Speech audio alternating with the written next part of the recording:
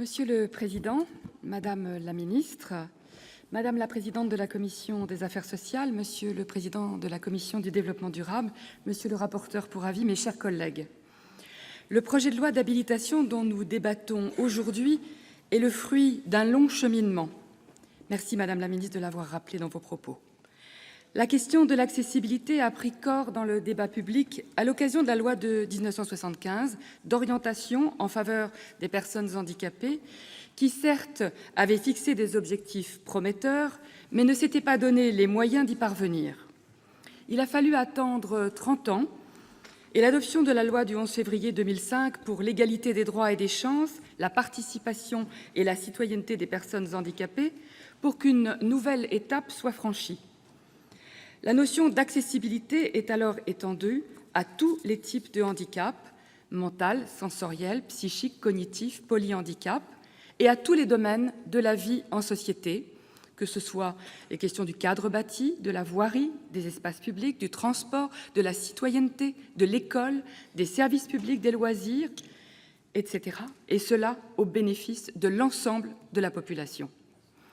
On parle désormais d'accessibilité universelle pour désigner le processus visant à éliminer toutes les barrières qui peuvent limiter une personne dans l'accomplissement de ses activités quotidiennes. Cette démarche s'adresse non seulement aux personnes atteintes d'un handicap, mais aussi à toute personne pouvant être confrontée un jour ou l'autre à une difficulté de déplacement, qu'elle soit temporaire ou durable. Loi ambitieuse, la loi de 2005 a posé un principe fort, l'obligation de mise en accessibilité du cadre bâti et des transports à l'horizon 2015. En fixant ce cap, elle a indéniablement permis de lancer une dynamique et d'opérer progressivement un changement d'état d'esprit dans notre société. Des efforts incontestables, qui doivent être salués, ont été déployés par les acteurs concernés pour faire avancer l'accessibilité. Les progrès sont tangibles, tant en matière de logement neuf, d'établissements recevant du public que de transport. Pour autant, la France, effectivement, ne sera pas au rendez-vous du 1er janvier 2015. Ce constat lucide, Isabelle Debré et moi-même l'avons posé dès juillet 2012 à l'occasion de la remise de notre rapport sur l'application de la loi de 2005 à la Commission sénatoriale pour le contrôle de l'application des lois. Quelques mois plus tard, effectivement, une mission conjointe de trois inspections parvenait à la même conclusion. Plusieurs raisons expliquent notre retard. Un délai de parution des décrets plus long que prévu, un impact financier des travaux à mener mal, voire non évalué, une mauvaise appréciation des délais nécessaires à la réalisation de l'ensemble des travaux, une réglementation trop complexe et un défaut de portage politique. Car après la promulgation de la loi et en dehors des 2 conférences nationales du handicap, l'insuffisance de l'impulsion politique n'a pas permis de mobiliser les acteurs de terrain ni d'assurer une appropriation suffisante des enjeux d'accessibilité. Cette volonté de suivi et d'accompagnement est désormais au rendez-vous. La nécessité de poursuivre l'adaptation de notre société en vue de la rendre plus inclusive a en effet amené le gouvernement à faire de l'accessibilité l'une de ses priorités. Le risque, à quelques mois des échéances, était de revenir sur la loi de 2005. Plusieurs initiatives passées l'ont malheureusement démontré. La tentation peut être grande de revenir sur les acquis de ce texte. Le gouvernement n'a pas fait ce choix. Dès octobre 2012, le Premier ministre Jean-Marc Ayrault m'a confié une mission afin de faire le point sur l'état d'avancement de ce dossier et de rechercher en concertation, comme vous l'avez décrit, Madame la Ministre, avec l'ensemble des acteurs, les solutions permettant à notre pays de répondre le mieux possible aux attentes légitimes suscitées par la loi de 2005. Je lui ai remis mon rapport intitulé « Réussir 2015 » le 1er mars 2013. Parmi les 40 propositions qu'il contient, 2 mesures se distinguent plus particulièrement, la mise en place des agendas d'accessibilité programmés, les ADAP, documents d'engagement et de programmation décidés par les maîtres d'ouvrage, et l'ajustement dans la concertation des normes d'accessibilité qui se révèlent peu opérationnelles. C'est sur la base de Réussir 2015 que le Premier ministre a décidé, lors du CIH, le Comité interministériel du handicap, réuni pour la première fois le 25 septembre 2013, d'ouvrir dès le mois suivant 2 chantiers de concertation afin de faire évoluer de manière consensuelle le cadre juridique de l'accessibilité. Un premier sur la mise en place par voie d'ordonnance du nouvel outil ADAPT, pour poursuivre la dynamique engagée par la loi de 2005, un second sur les normes d'accessibilité du cadre bâti, de la voirie et des transports pour les adapter à l'évolution des techniques, aux besoins des personnes handicapées et aux contraintes des opérateurs. À la demande du Premier ministre, j'ai assuré la présidence de cette concertation qui s'est déroulée d'octobre 2013 à février 2014 en collaboration avec la déléguée ministérielle à l'accessibilité. Je voudrais m'arrêter quelques instants sur ce processus inédit qui constitue le point de départ du projet de loi qui nous est aujourd'hui soumis. Cette concertation, qualifiée par tous de moment historique, a été l'occasion pour la première fois et à une telle échelle de réunir autour d'une même table l'ensemble des parties prenantes au dossier de l'accessibilité.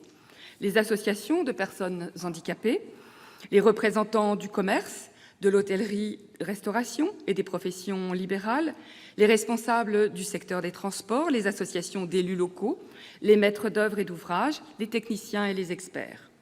Au cours de ces 140 heures de réunion, j'ai pu mesurer et apprécier le respect qui a prévalu dans les discussions, l'esprit constructif et la très grande assiduité qui ont animé la centaine de participants.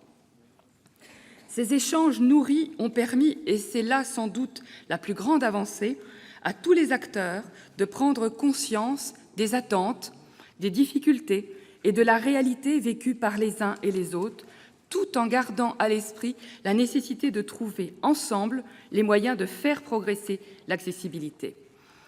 Menée à son terme, cette concertation est parvenue à 2 grandes séries de mesures.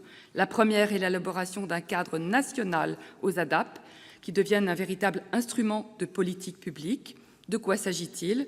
L'ADAPT est effectivement un document de programmation et de financement des travaux d'accessibilité, structuré en une ou plusieurs périodes opérationnelles, permettant aux acteurs n'étant pas en conformité avec les règles d'accessibilité posées par la loi de 2005 de s'engager sur un calendrier précis et resserré. C'est un acte d'engagement volontaire qui ne se substitue pas à la loi de 2005, mais qui la complète. Il s'adresse aux maîtres d'ouvrage et aux exploitants des établissements recevant du public et privé, quelle que soit leur catégorie, ainsi qu'aux autorités organisatrices de transport de voyageurs. Cet outil cohérent et opérationnel est le fruit d'un véritable équilibre entre les attentes légitimes des uns et les difficultés à faire des autres. Il n'est en effet pas imaginable de retrouver dans quelques années la même situation que celle que nous connaissons aujourd'hui. Il faut donc que l'agenda d'accessibilité programmé soit attractif et crédible aux yeux de chacun.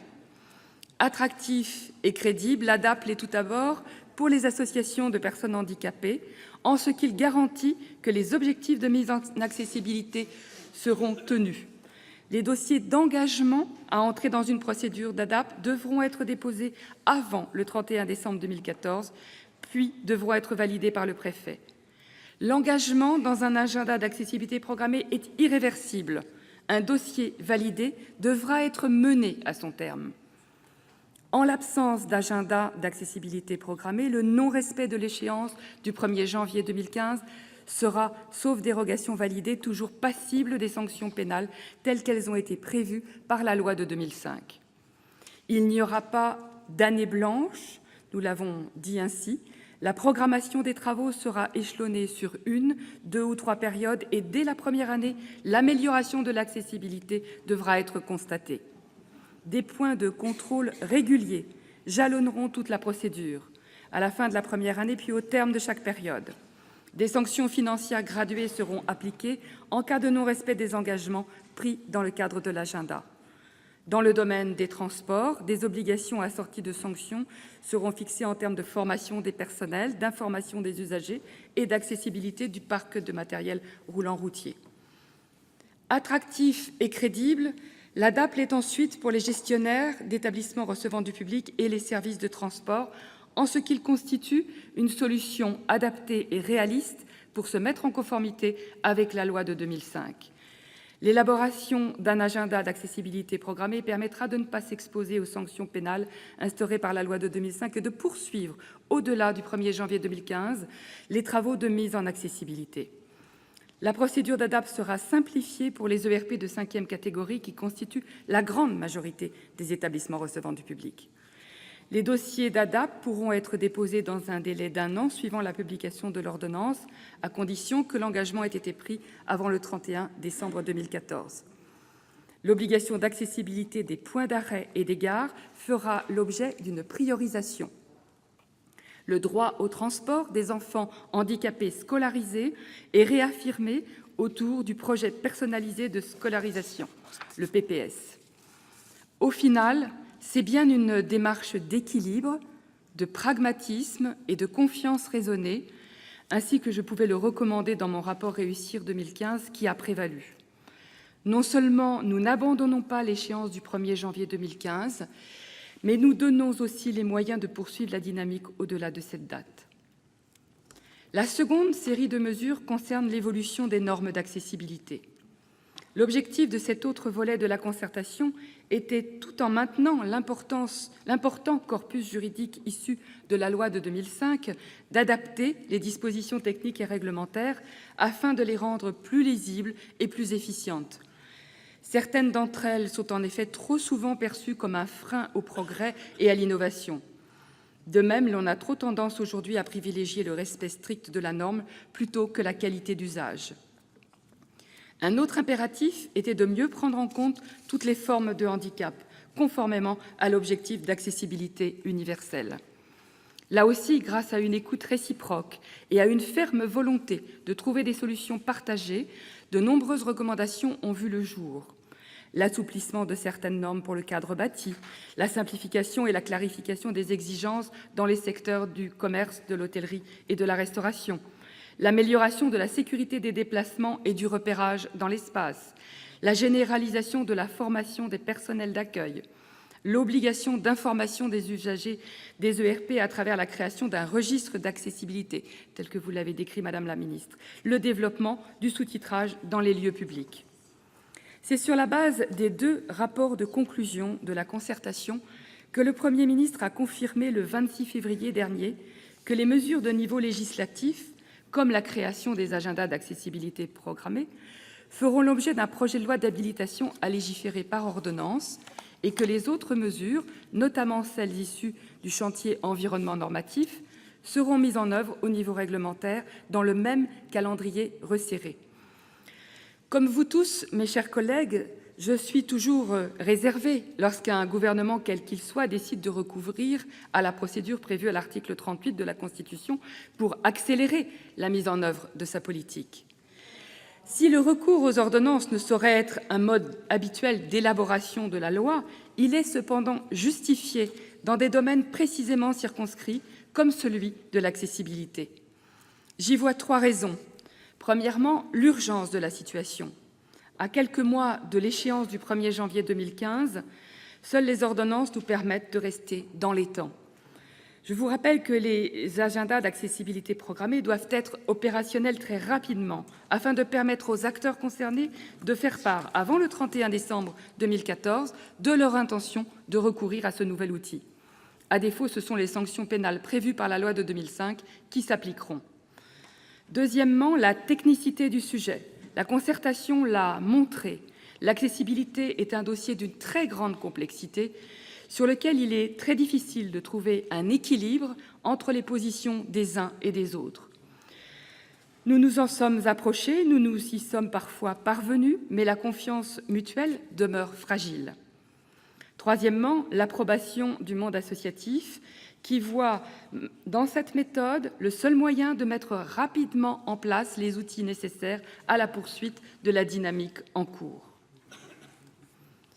J'en viens à présent au projet de loi d'habilitation à proprement parler, qui se compose de 4 articles Le premier article habilite le gouvernement à créer pour les ERP le nouveau dispositif des ADAP, compte tenu de l'agenda, qui sera déterminé par l'ordonnance qui précisera les procédures applicables pour son dépôt, sa validation, le suivi de l'avancement des travaux, et qui précisera également les délais de réalisation des actions et le régime des sanctions administratives encourues dans le cas de non-respect. Cet article 1er permet également d'adapter, sur la base des recommandations de la concertation, certaines obligations législatives prévues par la loi de 2005 en matière d'accessibilité des ERP et des bâtiments d'habitation. L'article 2 habilite le gouvernement à instituer pour les services de transport public de voyageurs un dispositif qui est comparable à celui prévu pour les établissements recevant du public, le SDA-ADAP, le schéma directeur d'accessibilité, agenda d'accessibilité programmée. Et sur le modèle de l'article 1er, l'ordonnance définira l'ensemble des procédures qui seront applicables au SDA-ADAP. Et prenant appui sur les conclusions de la concertation, l'article 2 prévoit aussi une habilitation pour adapter les exigences incombant aux services de transport public de voyageurs en matière de points d'arrêt et d'accessibilité du matériel roulant. L'article 3 habilite le gouvernement à prendre diverses mesures relevant du domaine de la loi et correspondant aux préconisations de la concertation. J'en cite quelques-uns. L'assouplissement pour les petites communes de l'obligation d'élaborer le PAV, le plan de mise en accessibilité de la voirie et des aménagements des espaces publics. L'autorisation plus large des chiens guides d'aveugles et des chiens d'assistance dans les transports et les lieux publics. L'élargissement de la composition et des missions des commissions communales et intercommunales pour l'accessibilité aux personnes handicapées ainsi que le changement de leur dénomination, la création d'un fonds dédié à l'accompagnement de l'accessibilité universelle, dont les ressources proviendront des sanctions financières prononcées dans le cadre des ADAP et des SDA-ADAP, et enfin l'adaptation à l'outre-mer de certaines mesures prévues entre les articles 1 à 3. L'article 4 fixant, lui, à 5 mois, suivant la publication de la loi, le délai dans lequel les ordonnances devront être prises par le gouvernement et fixant également à 5 mois, à compter de la publication de chaque ordonnance, le délai de dépôt du projet de loi de ratification correspondant. Le gouvernement a d'ores et déjà fait part de son intention de publier les ordonnances au début de l'été, ce dont je me félicite. Après un débat nourri et constructif, comme toujours lorsqu'il s'agit de politique du handicap, notre commission a adopté le projet de loi d'habilitation sans modification. Pour autant, ce texte a suscité, et c'est légitime, beaucoup d'interrogations de la part de nos collègues. Le débat qui va suivre permettra, j'en suis sûre, de leur apporter des réponses précises et persuasives. Je souhaite, pour finir, insister sur un point qui me paraît fondamental, si vous me le permettez, Madame la Ministre, le nécessaire effort de pédagogie et de communication. Le chantier de l'accessibilité a jusqu'à présent assurément pâti d'un manque d'accompagnement des acteurs de terrain. Il ne faut pas que nous reproduisions les mêmes erreurs. Le nouveau dispositif des ADAP aura besoin d'être expliqué tant aux professionnels qu'aux personnes handicapées et à leurs représentants associatifs locaux. Je suis d'autant plus convaincue de l'utilité de cette démarche que j'ai pu constater combien la diffusion d'informations erronées pouvait avoir des effets dévastateurs. Ainsi, les différents délais de mise en œuvre des agendas d'accessibilité programmés ont été présentés par certains médias comme un report de 10 ans de l'échéance de 2015, interprétation qui ne repose évidemment sur aucun fondement.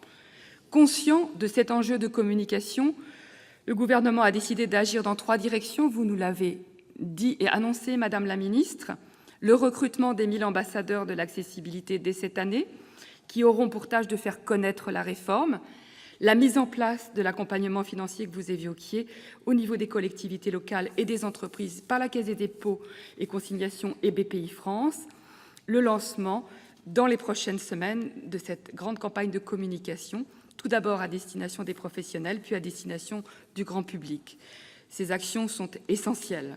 Et en tant que nouvelle présidente de l'OBIASU, l'Observatoire interministériel de l'accessibilité et de la conception universelle, je m'impliquerai personnellement très fortement dans ce combat, car il en va, j'en suis convaincue profondément, de la cohésion et de l'avenir de notre société. Je vous remercie.